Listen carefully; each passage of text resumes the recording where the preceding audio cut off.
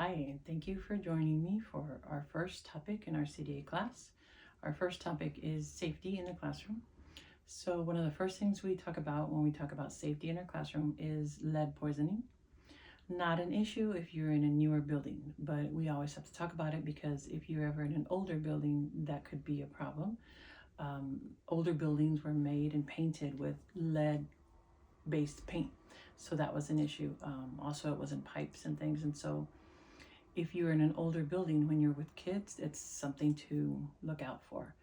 Otherwise, if you're in a newer building, that shouldn't be an issue. Another issue to think about as far as safety when you're around children is something called carbon monoxide poisoning. Carbon monoxide, they call it the silent killer because it's odorless and you can't see it, but it's there sometimes, and it has to do with when there's open flames. So if you're in a situation like that, that's always a concern. But usually in a daycare, there are carbon monoxide detectors, and so that helps to tell when there is that happening.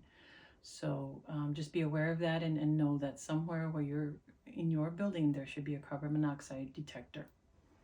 Okay, and then another topic that is concerning safety, it has to do with safety in the classroom, and that has to do with all the furnishings and materials that are in the classroom. They always need to be checked daily to make sure there's no rough edges, there's nothing broken. Furniture needs to be the right size for the kids. Those are all safety concerns because kids can hurt themselves. If they sit on a big chair, they can fall off. If there's a chair with rollers on it, they can spin around and they can fall off and hurt themselves. If a toy has a crack in it, they can cut themselves with their finger. So in the classroom itself, there are many things that you have to keep an eye out for as far as safety is concerned. And it's your job to make it safe. So if you see something that's broken, you have to remove it from the classroom. Don't just leave it there and wait for somebody else to do it. You need to do it so that nobody gets hurt. If there's an outlet that's not covered, find an outlet cover and please cover it, okay? Because that keeps the children safe. So anytime you see anything like that, I'd ask you to please act on it because it's important to keep them safe. Cords from the computers, anything like that, TVs, those have to be kind of taped down and safe so that nobody's tripping on wires or anything. So there's always things to look out for in the classroom, but that's something that you need to be aware of like every day, all day. Okay, watching for safety.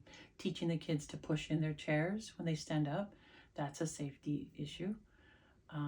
Teaching them to pick up things off the floor that they dropped or that they left on the floor, very important. It's a safety issue. They can trip and fall on something, or you can, you know.